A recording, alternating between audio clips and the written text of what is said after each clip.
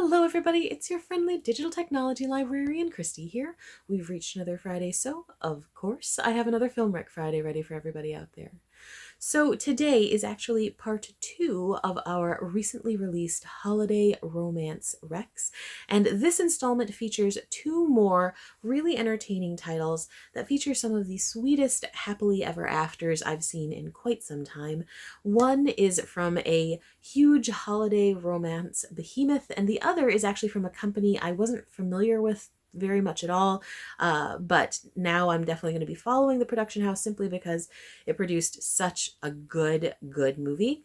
As always, these movies are available to everyone for free with the use of your Milan-Berlin library card. So without any further ado, let's get to the recs. All right, so the holiday behemoth production house that I was referring to in the introduction is, of course, the Hallmark Channel. This first recommendation is a Hallmark title from 2022.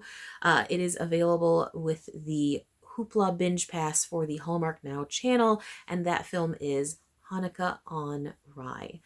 So for the past several years, Hallmark has been doing a really great job of sort of expanding its offerings as far as cultural awareness goes, as far as inclusiveness goes, and Hanukkah on Rye, I think, is probably one of their most successful forays into that realm to date. The story writing is quite good as far as how the couple meets and how they connect. Within Hanukkah on Rye, we're dealing with a situation where 2 individuals who are competitors in the sort of deli restaurant world end up sort of meeting by chance and then going from an enemies to lovers situation. It's one of those tropes that can either go very well or can go terribly, and these 2 really make it work. Molly and Jacob, they're played by Yael Groblas and Jeremy Jordan. Jeremy Jordan is huge within the Broadway musical world. They were both actors within the Supergirl television series, and they've got great chemistry here, like really wonderful. They're cute together, they're charming, has a real like classic cinema vibe.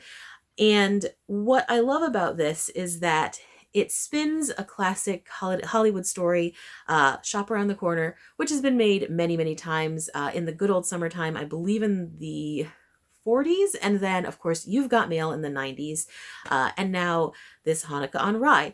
You have 2 characters who are from very disparate sort of viewpoints.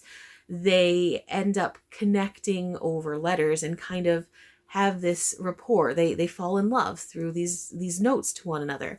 Unbeknownst to this connection, in real life, they have quite a contentious relationship. And it's that turn when they discover, oh, this is that person that I actually really enjoy, where things come to a head. And I think this does a very good job of navigating that story trope. Like I said, it's very easy for things to go awry with an enemies to lovers storyline, but this one does a nice job. And I do love a love story that's kind of told through letters, whether we're talking about film and television or books. I love that sort of romance.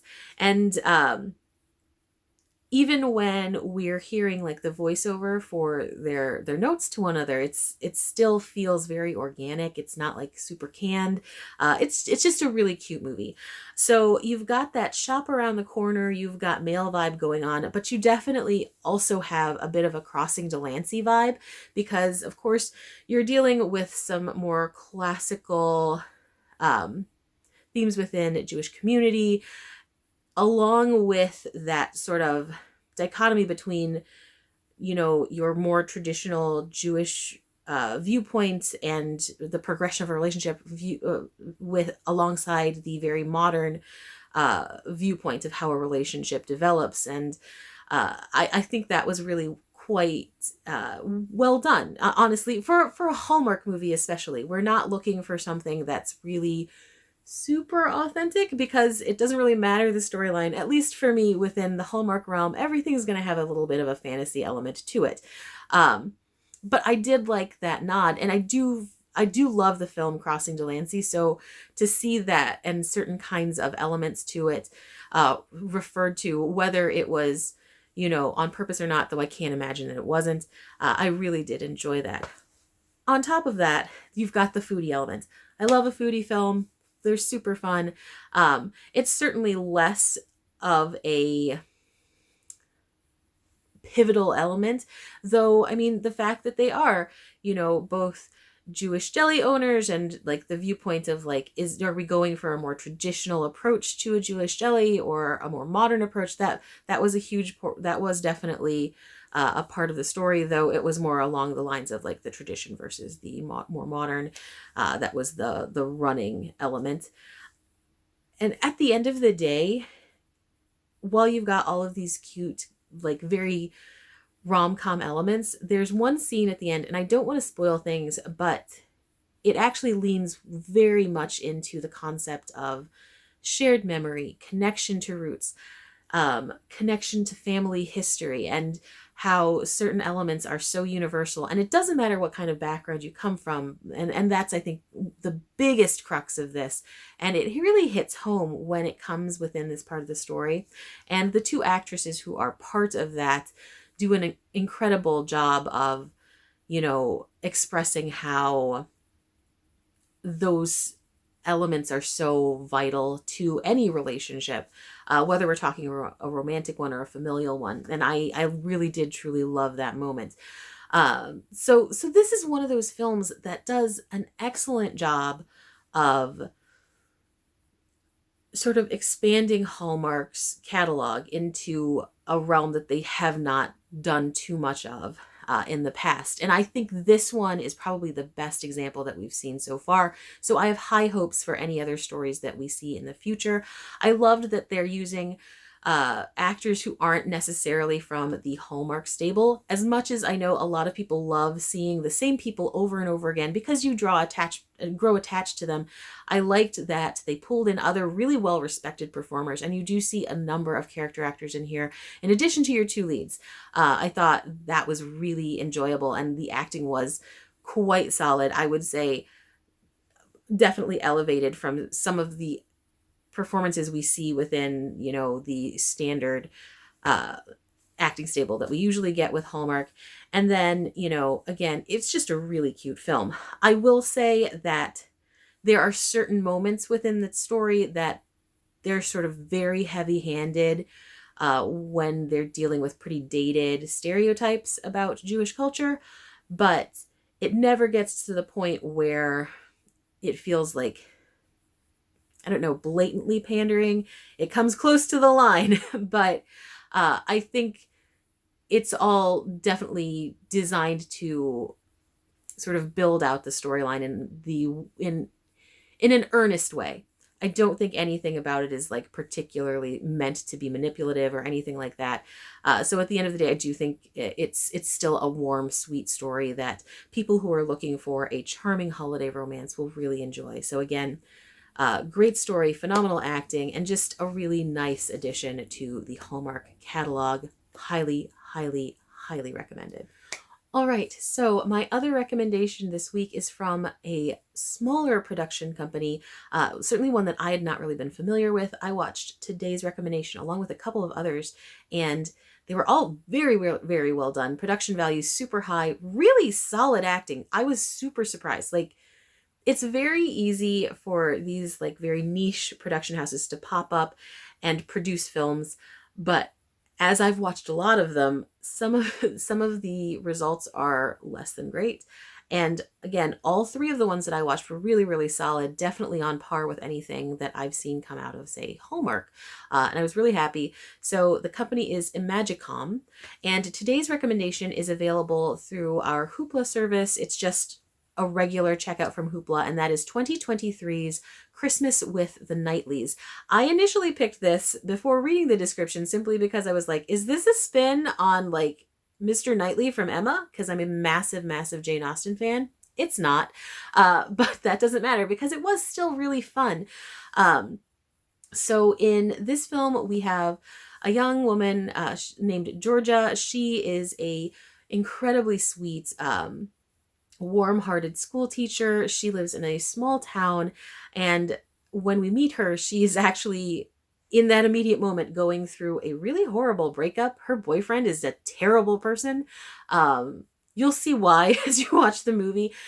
He's not a horrible human being, but he's just not a nice guy. You have to kind of wonder why in the world she was with him in the first place. I mean, sometimes in these holiday romances, even if the previous partner was kind of a jerk, you understand how they found each other and how they made the connection.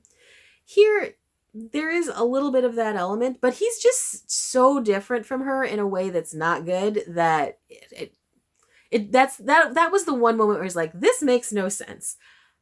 Outside of that, I really loved this. I really loved it so much. It has shades of 2 Weeks Notice, which is just a great rom-com in general. But yeah, so we've got Georgia. She is just getting out of a not great relationship, and a certain situation puts her in the path of this sort of bad boy, super wealthy playboy socialite. He kind of rescues her from this situation, and they end up in this sort of contract relationship. And the trope is very tired, I admit. Like, contract relationships are all over the place in romance, whether we're talking about film, television, books. But this one's just done so well, and the two actors have such good chemistry. They're really, really so sweet together. This very wealthy playboy named Chase, he has been getting a lot of bad press just for being, your typical bad boy, rich kid. And no surprise, he really starts to fall for the earnest way that Georgia approaches life, how she's so different from everyone in his social circles. And again, it's one of those tropes, but it's done so well. You absolutely can see how he falls in love with her. The acting in that aspect is very well done. Like I said, I was very surprised how much I enjoyed this. You've got some pretty typical plot points, so no big surprises anywhere. As I mentioned, there are lots of shades of 2 Weeks Notice in this, if you've ever seen the film, but it is just genuinely sweet and charming and fun. You've got a couple of odd secondary stories. One involves this sort of unscrupulous journalist, and of course, the sort of shady ex-boyfriend. But for the most part, we're really focused in on Georgia and Chase, and their cute little love story. I thought, as I mentioned, acting good, story is good. It's excellent, though it's mainly aided by the fact that the acting is solid enough to carry it, because it is very tropey. But the production itself was excellent. I loved a lot of the sort of sweeping exterior shots. They do a couple of really nice ones. If you follow production design at all, you probably will note them very quickly. And it's just sweet, just very sweet. I know that I've said that like 10,000 times, but that's how I felt while I was watching it. I was like, this is very enjoyable. I like this. There are many times when I'll watch these holiday romances where I'll kind of dissect it a little bit over much, just because something will strike me as really off or whatever. And this one just was kind of weirdly riveting in its simplicity.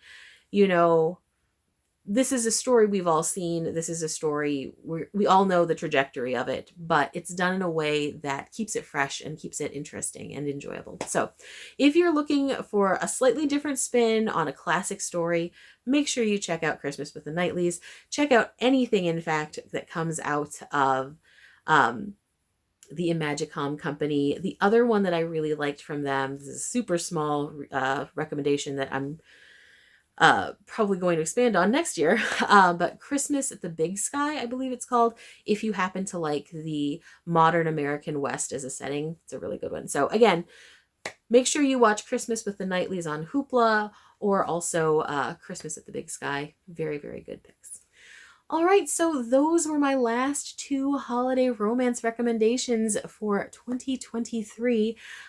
These were so much fun to watch and check out. If you have any recommendations for happily ever after holiday romances that you want to recommend to other viewers, please comment with those below. If you have any recommendations for future themes that you'd like to see us cover, definitely make sure you comment with those. Always looking for help with that. As always, thank you so, so much for watching, and hopefully I will see you next time. Bye-bye.